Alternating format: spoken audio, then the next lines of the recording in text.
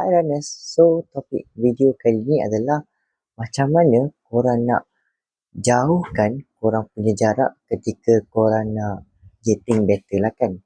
So, first of all, bila korang yang baru beginner, korang yang pemula, bila korang nak jauhkan korang punya jarak, first of all korang kena tambahkan hari larian korang dalam satu minggu. Contohlah kan sebelum ni korang berlari seminggu sekali.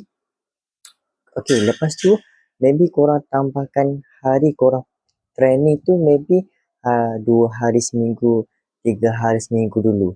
So itu adalah perkara yang pertama. Korang tambahkan hari. So dekat situ menunjukkan korang kena ada consistency.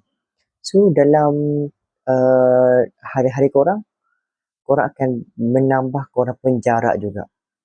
So, bila dah tambah korang punya korang punya hari, lepas tu baru korang cuba untuk tambahkan jarak pada tiap-tiap larian.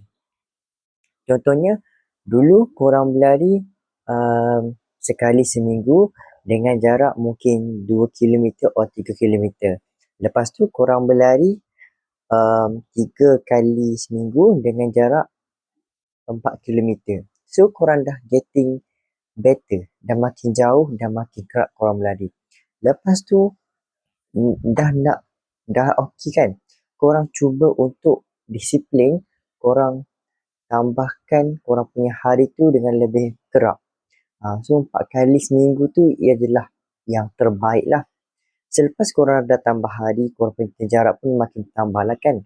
And then korang cuba untuk selitkan satu hari tu untuk long run. So itu adalah petanda bila korang dah boleh buat long run tu, bermaksud korang dah percentage korang tu maybe dah 50% atau 60% korang punya latihan.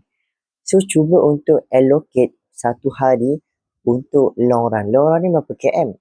Long run ni tak silap Nas adalah 10 km dan ke atas. So bila korang nak lari 10 km dan ke atas, dekat situlah korang akan tercabar. That's why back to basic balik macam tadi, Nas bagi tahu korang tambahkan sedikit mengikut hari. Lepas tu baru korang tambah satu hari special untuk long run. Dan juga korang kena ingat bila korang training untuk nak lari dengan jarak yang lebih jauh, yang penting korang jangan rush. Korang jangan nak target dalam sebulan, dalam 2 bulan aku boleh buat. Sebab korang kena letak satu masa yang agak panjang. Bagi Nas adalah 6 bulan atau 8 bulan adalah satu jangka masa atau duration yang sesuai. So korang tambahkan sikit-sikit. Memang 1 tahun tu adalah satu percubaan je untuk korang nak tambah baik dengan lah. Tapi kalau korang nak rush, the problem is korang akan mudah sakit, korang akan cramp tiba-tiba, korang akan itu ini. Semua menyebabkan korang lagi lama sebenarnya. Ataupun korang saja cepat daripada orang. Tapi at the end korang mudah untuk cedera, kaki korang ada itu ini, ada problem itu ini. So menyebabkan maybe korang lagi lambat daripada orang yang konsisten, yang buat sikit-sikit tapi tambah baik lah. Hari demi hari, bulan demi bulan tu kan. So that's why Nas bagi tahu balik, jangan rush. Yang penting korang buat dengan konsisten, korang buat dengan baik. Dan juga korang jangan ikut pace orang. Bila kita buat satu benda tu, jangan terlalu nak mengikut orang dan nak tunjuk untuk orang. Korang buat untuk korang sendiri. Itu yang penting, barulah korang boleh satu jiwa korang sendiri. Okay? So, good luck. Jangan rush. Bersabar, buat satu persatu. InsyaAllah akan datang.